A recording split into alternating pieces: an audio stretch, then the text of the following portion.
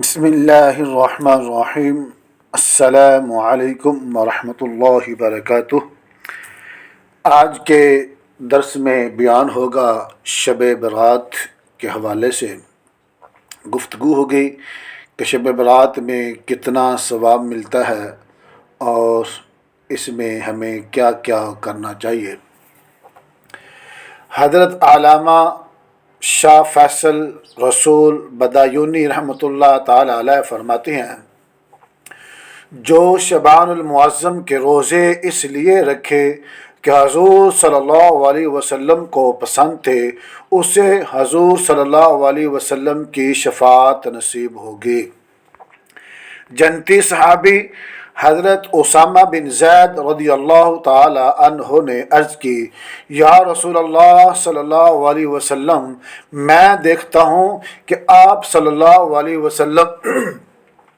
جس طرح شعبان کے روزے رکھتے ہیں اسی طرح کسی اور مہینے میں روزے نہیں رکھتے۔ کریم آقا صلی اللہ علیہ وسلم نے فرمایا،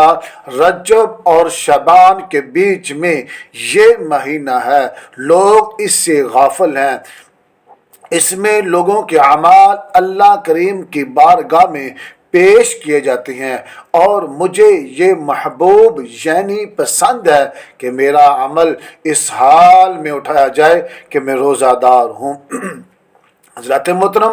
ہمارے پیارے آقا صلی اللہ علیہ وسلم کا یہ عمل مبارک یقیناً ہم غلاموں کی تعلیم کے لیے تھا، جبھی تو فرمایا کہ رجب اور رمضان کے بیچ میں یہ مہینہ ہے، لوگ اس سے غافل ہیں، لہذا ہمیں چاہیے کہ ہم خواب غفلت سے بیدار ہو جائیں، نیکیوں میں اضافہ کریں اور آخرت کو بہتر بنانے کی فکر کریں۔ نیز اس اچھی نیت سے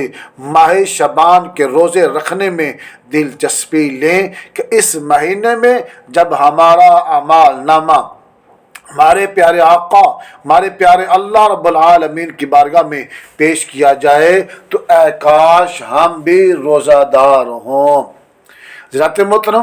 شعبان المعظم کی 15ویں رات یعنی شب برات بڑی بابرکت رات ہے۔ اس رات اللہ پاک کی خوب رحمتوں برکتوں کا نزول ہوتا ہے۔ اللہ پاک کی بارگاہ میں اس رات خاص طور پر اپنی دنیا و آخرت کی بھلائی کی دعا مانگنی چاہیے، کیونکہ اس رات دعائیں قبول ہوتی ہیں۔ اللہ پاک کے آخری نبی مکی مدنی محمد عربی صلی اللہ علیہ وسلم نے 5 راتوں کے بارے میں فرمایا کہ ان میں دعا رد نہیں کی جاتی، ان میں سے ایک شعبان کی 15ویں رات یعنی شب برات بھی ہے۔ حضرت علامہ مولا علی قاری رحمۃ اللہ تعالی علیہ نقل کرتے ہیں،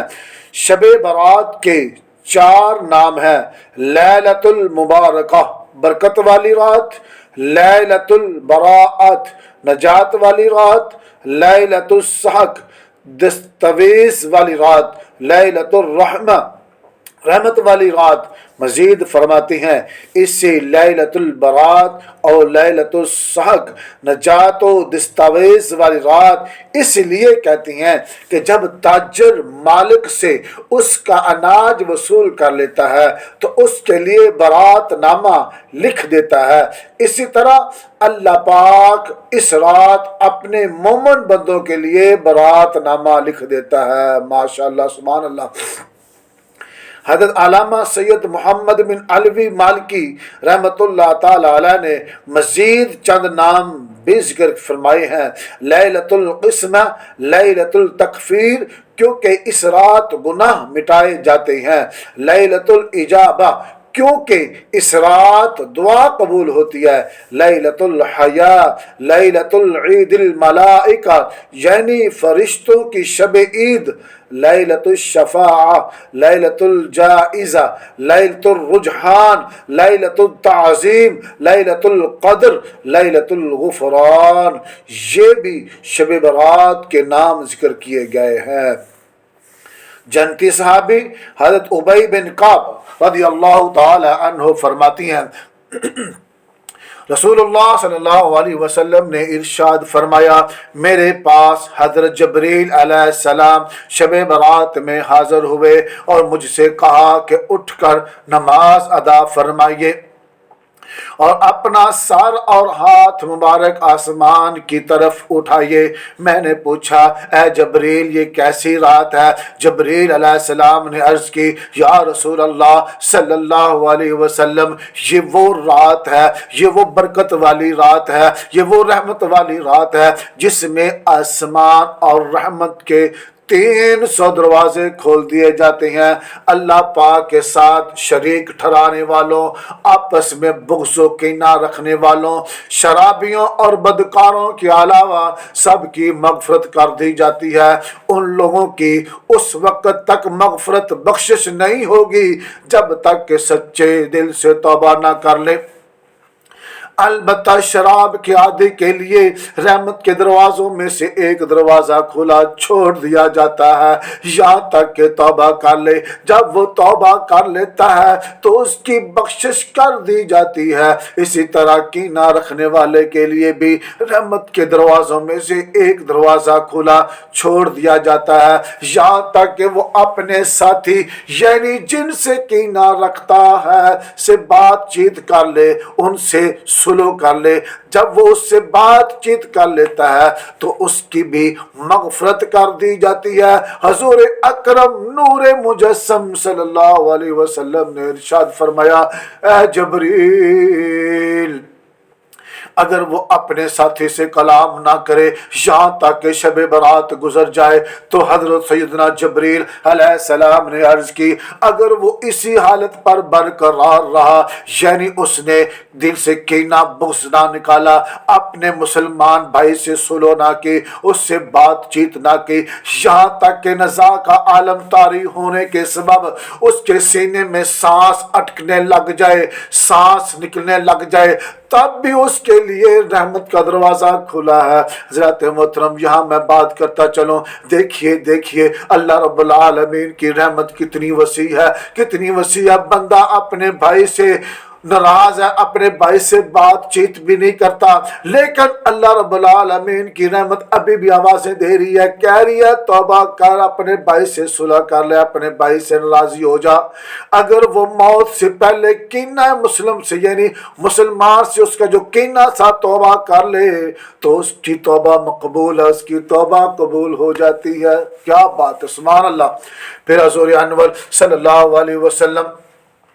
जन्नतुल बकी की तरफ तशरीफ ले गए और सजदे में जाकर इन अल्फाज से दुआ मांगी, ऐ मेरे परवरदिगार, ऐ मेरे मालिक, मैं तेरे अजाब से तेरी माफ़ी, तेरी नाराज़गी से तेरी रज़ा और तुझसे तेरी पनाह तलब करता हूँ। तू तेरी तारीफ़ बुलंद है, मैं तेरी तारीफ़ का हक अदा नहीं कर सकता। तेरी हकीकी शान वही है जो तूने खुद बयान फरमाई है। रात के चौथे पैर हजरत सैयदना जबरील अलैहिस्सलाम नाज़िल हुए, अर्ज की, या रसूल अल्लाह सल्लल्लाहु अलैहि वसल्लम, अपना सर आसमान की तरफ उठाइए, अपना सर आसमान की तरफ बुलंद कीजिए। आपने अपना सर आसमान की तरफ उठाया तो देखा रहमत के दरवाजे खुले हुए हैं। हर दरवाजे पर एक फरिश्ता आवाज दे रहा है। पहले दरवाजे पर एक फरिश्ता यूं पुकार रहा है कि मुबारक हो उसे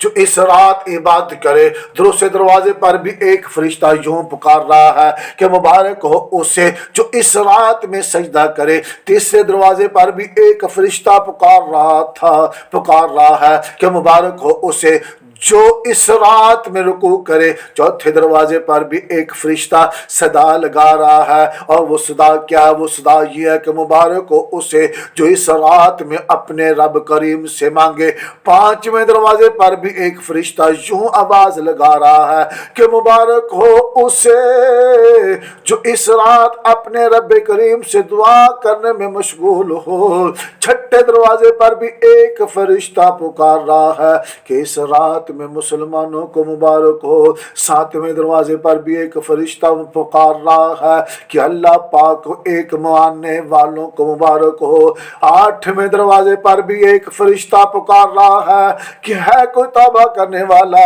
ہے کوئی معافی طلب کرنے والا، ہے کوئی بخشش طلب کرنے والا کہ اس کو بخش دیا جائے، کہ اس کی توبہ قبول کی جائے۔ 9ویں دروازے پر بھی ایک فرشتہ صدا لگا رہا ہے کہ ہے کوئی مغفرت طلب کرنے والا کہ اس کی مغفرت کر دی جائے۔ اور 10ویں دروازے پر بھی ایک فرشتہ ندا دے رہا ہے، کوئی ہے دعا کرنے والا، کوئی ہے دعا کرنے والا کہ اس کی دعا قبول کر لی جائے۔ پھر رحمت عالم نور مجسم صلی اللہ علیہ وسلم نے فرمایا، اے جبریل، رحمت کے یہ دروازے کب تک کھلے رہتے ہیں؟ جبریل علیہ السلام نے عرض کی، رات کی ابتدا سے لے کر طلوع فجر تک۔ پیارے آقا صلی اللہ علیہ وسلم نے ارشاد فرمایا، اس رات بکریوں کے بالوں سے بھی زیادہ لوگوں کی مغفرت کی جاتی ہے۔ اس رات لوگوں کے سال بھر کے اعمال آسمانوں کی جانب بلند کیے جاتے ہیں، اور اس رات رزق تقسیم کیے جاتے ہیں۔ حضرت سیدنا امام ابو حامد محمد بن محمد غزالی رحمت اللہ علیہ لکھتی ہے، کہا گیا ہے کہ آسمان کے فرشتوں کے لیے 2 راتیں عید اور خوشکی ہیں، جیسے دنیا میں مسلمانوں کے لیے 2 عید کے دن ہیں۔ فرشتوں کی جو عید کی راتیں ہیں وہ ہیں 15 شعبان کی رات اور لیلۃ القدر۔ حضرت امام تقی الدین سبکی شافعی رحمۃ اللہ تعالی علیہ اپنی تفسیر میں فرماتے ہیں، یہ رات سال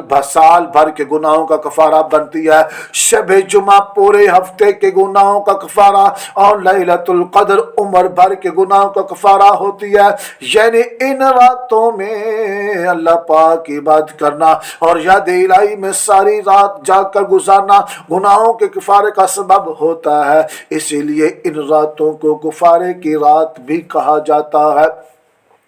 حضرت کعب الاحبار رحمۃ اللہ علیہ فرماتے ہیں، اللہ پاک شعبان کی 15ویں رات حضرت جبریل علیہ السلام کو جنت کی طرف بھیجتا ہے، اور وہ جنت کو آراستہ ہونے کا حکم دیتا ہے، اور فرماتا ہے، اللہ پاک نے تیری اس رات میں آسمانوں کے ستاروں، دنیاوی دنوں اور راتوں، درختوں کے پتوں، پہاڑوں کے وزن اور ریت کے ذروں کے برابر لوگوں کو جہنم سے آزاد فرما دیا ہے۔